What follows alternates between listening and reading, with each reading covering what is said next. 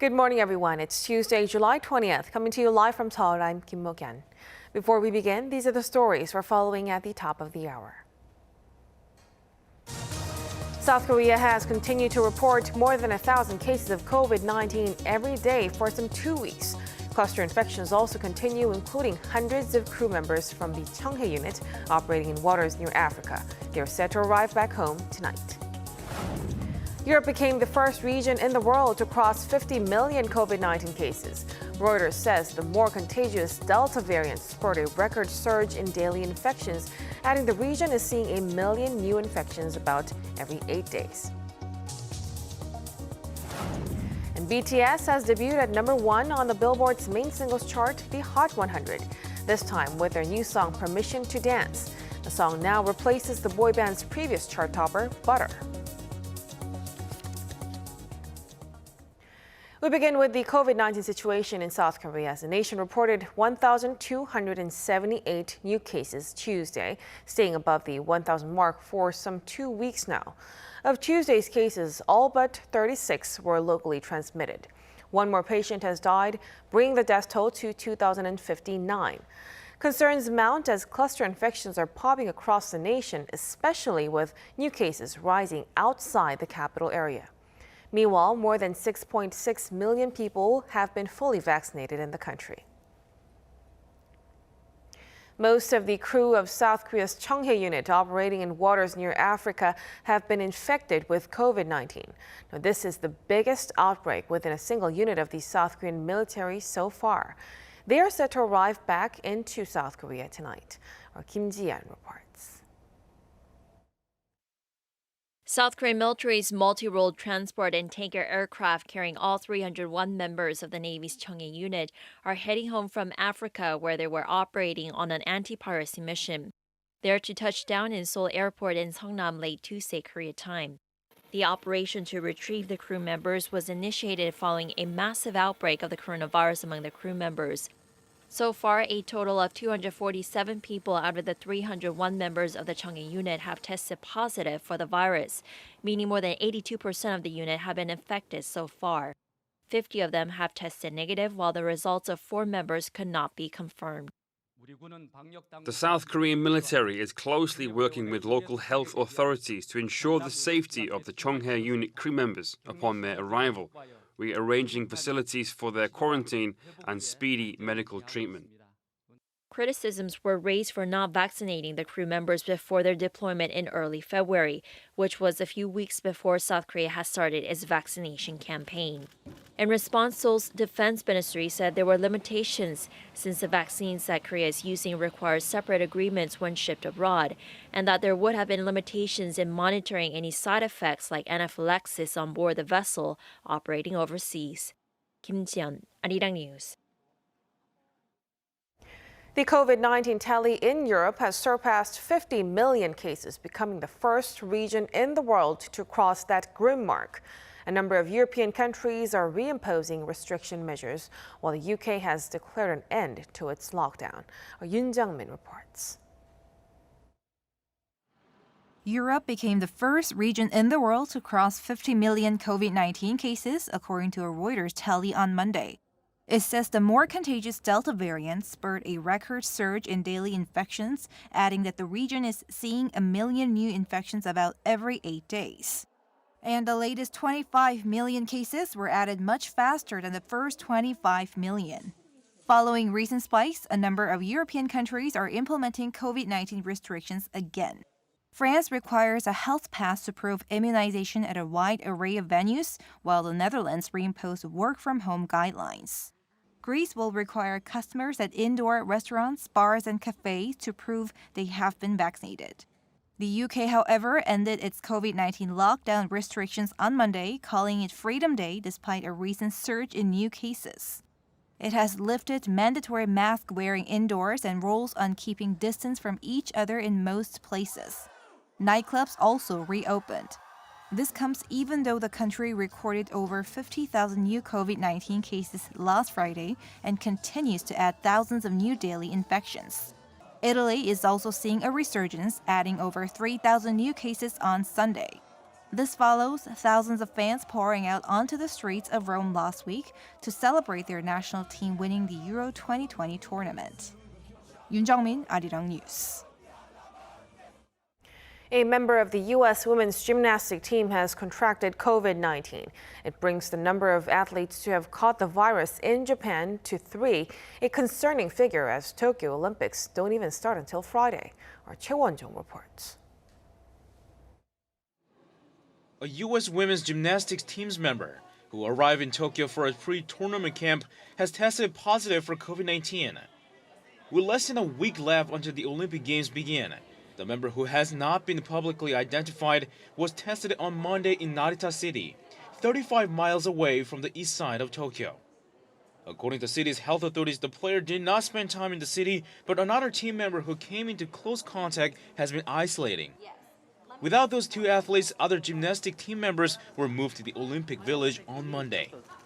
In other sports, American tennis player Coco Gauff, who was said to be the youngest Olympic tennis player since 2000, also tested positive for COVID-19 and is being pulled from games.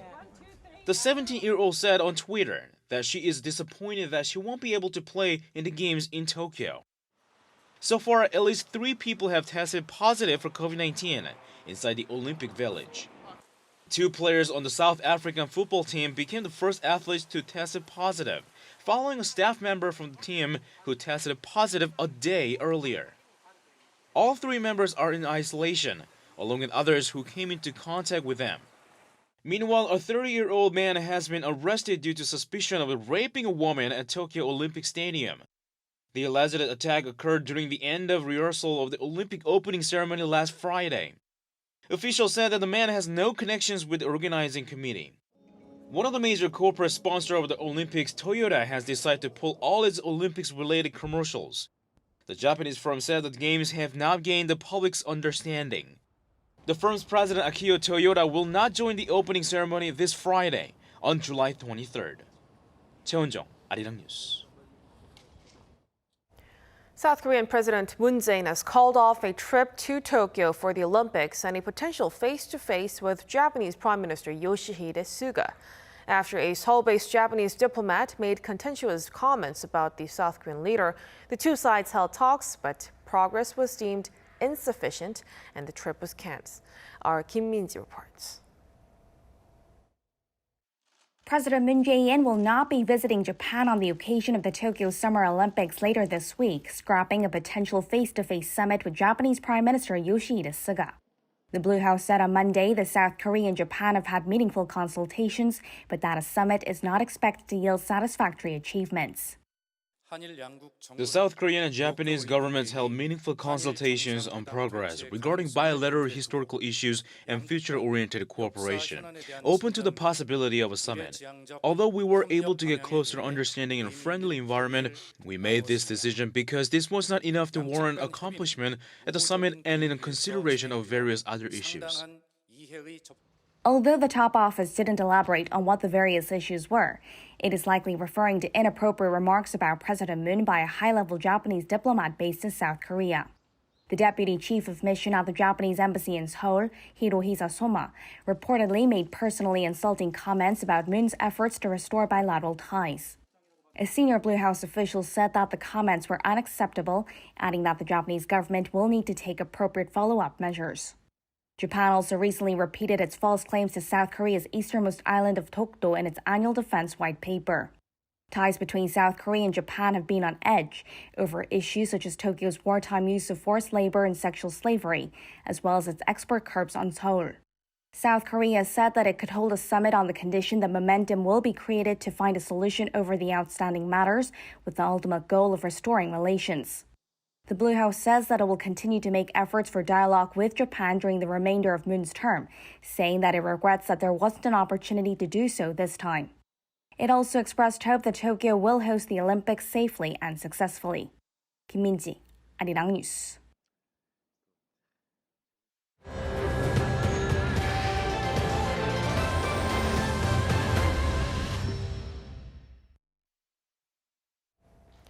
BTS has yet again debuted at #1 on the Billboard's main singles chart, the Hot 100. Now this time with their new song, Permission to Dance. The song now replaces the boy group's previous chart topper, Butter. Our Lee Seung-jae has a story. The bad news. BTS's summer hit, Butter, is no longer #1 on the Billboard Hot 100 chart. The good news? Their new song, Permission to Dance, is. The track, created in collaboration with British star Ed Sheeran, became the latest BTS song to debut at #1 on Billboard's main singles chart on Monday, becoming the group's 5th song to top the chart. Replacing Butter as the top song, BTS becomes the first act to replace themselves at #1 since Drake did the same in 2018. Permission to Dance drew 15.9 million US streams and 1.1 million radio airplay audience impressions, while selling over 140,000 downloads in the week ending July 15th. Upon its release, Permission to Dance also reached #2 on Spotify and topped iTunes' top songs chart in 92 regions. It also debuted at #16 on the British music chart. Their former #1 Butter didn't drop too far down the chart either. The song is at #7 and is still going strong. Before being dethroned by another one of their songs, Butter had the longest #1 streak achieved by a group since 1995, while BTS became the first Asian artist to stay at #1 for more than 4 straight weeks. Now the big question is, will Permission to Dance surpass the number of weeks Butter stayed at the top of the US charts? Lee Seung-jae, Arirang News. The Biden administration is accusing China of extortion and threatening U.S. national security through massive hacking campaigns. The White House says the U.S. and its allies stand united against such threats. Our Kim Hyo-sun reports. Washington is publicly blaming China for, quote, malicious cyber attacks, including a massive attack on Microsoft Exchange's email server software earlier this year. So I would note that we are actually elevating and taking steps to not only speak out publicly, but certainly take action as it relates to problematic cyber activities from China in a different way. The White House also explained Monday that its allies and partners, including the European Union, the UK, Australia, as well as NATO, have joined Washington in criticizing Beijing, adding this is the first such condemnation by NATO. While the announcement was not accompanied by sanctions, it can be interpreted as part of President Biden's continued pressure campaign against China over numerous issues, including human rights abuses. Asked if the U.S. is doing enough to prevent China-related cyber attacks, President Biden said investigations are still ongoing. On the same day, the U.S. Justice Department charged 4 Chinese nationals who prosecutors say have been involved in a hacking campaign targeting dozens of computer systems at companies, universities, and government entities between 2011 and 2018. There have been many reports about cybercrime recently, but this prosecution is unique. This case is about a cyber hacking and economic espionage campaign led by the government of China. The indictment alleges that 3 of the 4 defendants were intelligence officers with China's Ministry of State Security, or MSS. They implemented the alleged cyber attacks through front companies in order to conceal the government's role in the illicit scheme.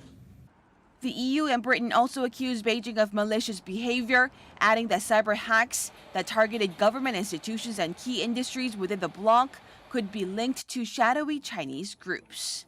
Kim Hyo-sun, Arirang News. The severe floods in Western Europe have now killed more than 30 people in Belgium. Authorities say they are likely to find more victims. According to the country's prime minister Monday, the death toll from the flooding is at least 31, with more than 70 still missing. More than 50 people who were missing have now been accounted for. The Belgian Crisis Center says there are no immediate dangers in the affected areas, adding that while the rescue operation is over, search operations continue in some areas. A South Korean mountaineer is missing in the Himalayas after successfully becoming the first disabled person to scale the 14 highest peaks in the world. According to the Union of Asian Alpine Associations, Kim Hong-bin went missing Monday during a descent. Despite sending a distress signal, nearby climbers were unable to locate him. Kim lost all his fingers to frostbite some 30 years ago while climbing, but became the world's first disabled person to conquer the highest mountains on each of the 7 continents. Now, most parts of South Korea have been under heat wave alerts, causing the number of patients with heat-related illnesses to spike. For some important tips on staying safe during the sizzling conditions, we turn to our Kim Bo-kyung. The summer heat waves have led to an increasing number of people with heat-related illnesses. According to the Korea Disease Control and Prevention Agency on Monday, from May 20th to July 17th, a total of 436 have suffered from heat-related illnesses, and among them, 6 people have died. Last week, from July 11th to 17th, there were 3 reported deaths due to the extreme heat, and the daily number of patients has increased tenfold from an average of 3.5 to 36. One weather expert says the heat wave will last for a while, becoming especially hot from Wednesday.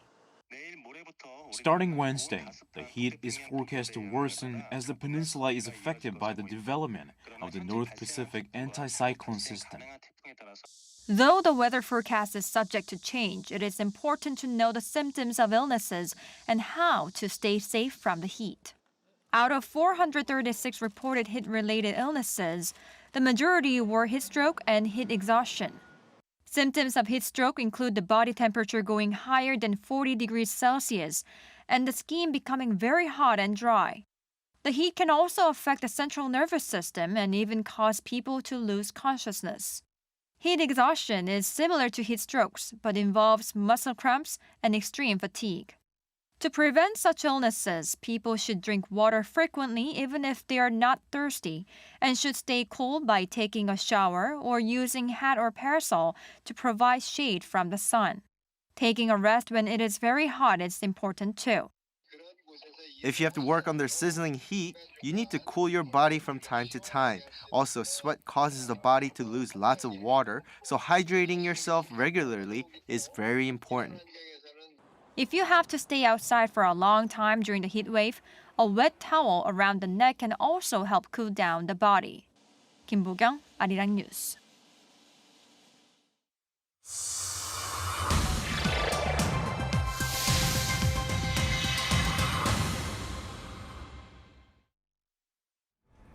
Welcome. It's time for The World Now, bringing you some of the most interesting news from around the globe. I'm Ji-young. Like the famous quote that says, "Age is an issue of mind over matter," this 97-year-old tennis player is still going strong. Leonid Stanislavski holds the Guinness World Record for being the world's oldest tennis player and has been training hard to compete in this year's Super Seniors World Championship. He has trained 3 times a week for almost 70 years in his hometown in eastern Ukraine.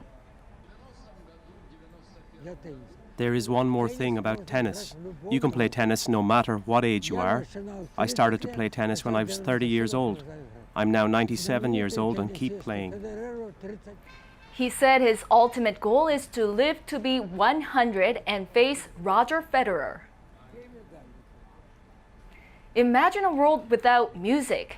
Tourists visiting the popular Greek island of Mykonos were disappointed as they faced a trip without music. Due to a recent surge in COVID-19 infections on the island, a ban on music has been put in place across all food and drink outlets from restaurants and bars, as well as all shops at all times.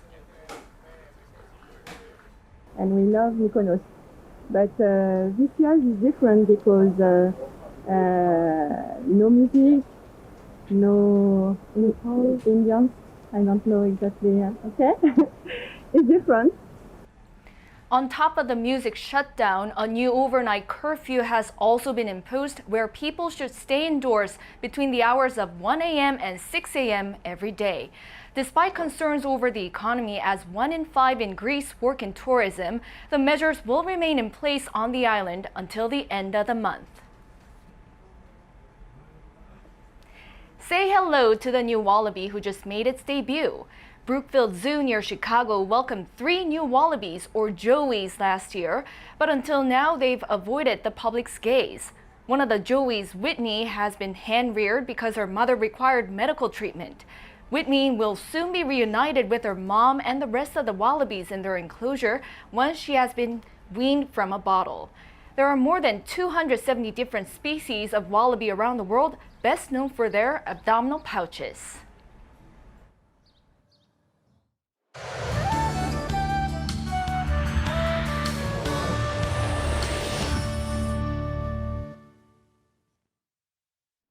Good morning. The heat will get intensified again on Tuesday with a heat wave warning in place here in the capital. And high humidity levels will make it feel even hotter, so please brace for a blistering day.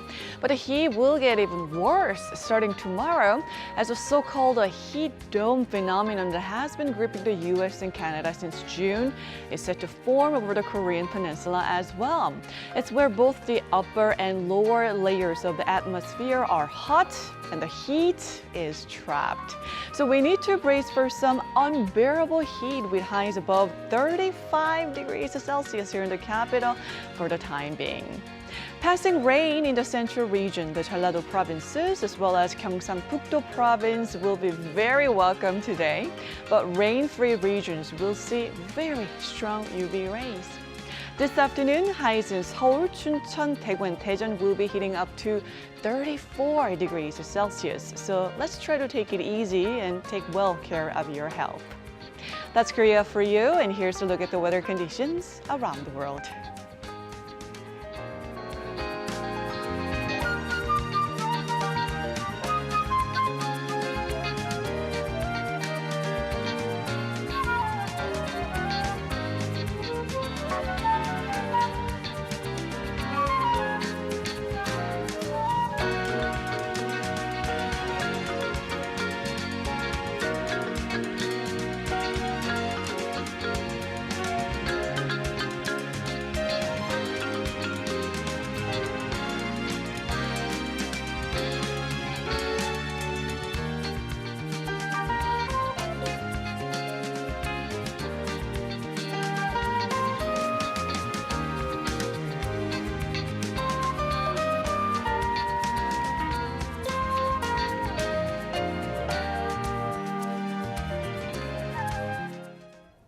And that will do it for us at this hour on Arirang News. We'll be back at noon Korea time, so stay tuned. Thank you for watching and goodbye.